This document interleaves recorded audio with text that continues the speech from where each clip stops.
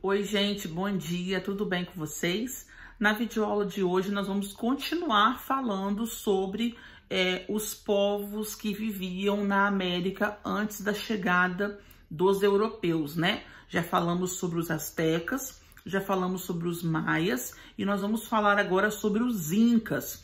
Vocês viram naquele mapa lá mais no início do capítulo que os incas habitavam ali a América do Sul, onde hoje é o Chile e o Peru, mais ou menos, tá? É sobre esse povo que nós vamos falar agora na videoaula de hoje. Pega sua apostila de história, abre comigo na página 40, que nós vamos falar a respeito deles agora. Eles formaram um grande império, muito parecido com o Império Azteca. Os maias não, que já estavam em decadência, vocês viram na videoaula anterior, mas os incas também formaram um império, assim como os astecas. Vamos falar um pouco sobre eles agora. Vamos grifando comigo, hein? O império formado pelos incas foi o maior em extensão territorial, porém teve a menor duração entre os povos pré-colombianos. Seu imperador era chamado de Inca e era considerado filho do Sol. Olha como que o Sol, que era um deus super importante, tinha tanto valor para essa sociedade. Inicialmente, os incas se estabeleceram em Cusco, ocupando a região onde atualmente está o Peru. Cusco é a capital do Império Inca, é uma cidade muito importante, mas sempre quando a gente fala dos incas, a gente lembra de uma outra cidade muito famosa que atrai muitos turistas até hoje. Já comentei sobre ela com vocês, que é Machu Picchu, tá? Então, nós estamos fazendo aí alguns esqueminhas, falando de algumas características de cada povo. Queria que vocês fizessem dos incas também, tá? Queria que vocês colocassem aí que eles habitavam a América do Sul, onde hoje é o Chile e o Peru. Queria que você colocasse que a capital é Cusco, o nome tá aí, se você não sabe escrever, C-U-Z-C-O, e coloca que também tinha uma outra cidade muito importante chamada Machu Picchu, tá? Vamos falar como que a sociedade inca se organizava. Vamos virar a folha comigo? As populações denominadas pelos incas podiam permanecer com seus governantes, caso concordassem que se submeter ao imperador inca pagassem impostos a ele. O império estava organizado em diversos ailos, que eram pequenas comunidades, geralmente formadas por laços de parentesco. Vamos para baixo. Os tributos devidos ao inca eram pagos em forma de trabalho. Os homens incas eram obrigados a prestar serviço trabalhando na construção de obras públicas ou no cultivo de terras. Bota essa observação aí no seu esqueminha, tá? Todos os homens eram obrigados a prestar serviço ao imperador inca, ok? Esse tipo de trabalho era chamado de mita. Então, mita era uma forma de trabalho temporária, sem nenhum tipo de remuneração. Então, se o imperador convocasse X trabalhadores para construir uma obra, um templo, realizar alguma atividade, eles tinham que ir por um certo período, né, que era estipulado, e eles não recebem nada em troca, tá? Coloca no seu esqueminha aí. Era realizado um trabalho num processo chamado mita, que é um trabalho temporário e sem remuneração.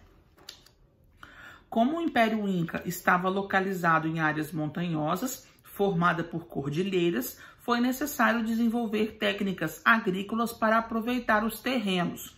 Então você vê que eles foram aí se adaptando ao ambiente montanhoso e eles desenvolveram várias técnicas agrícolas para facilitar o plantio.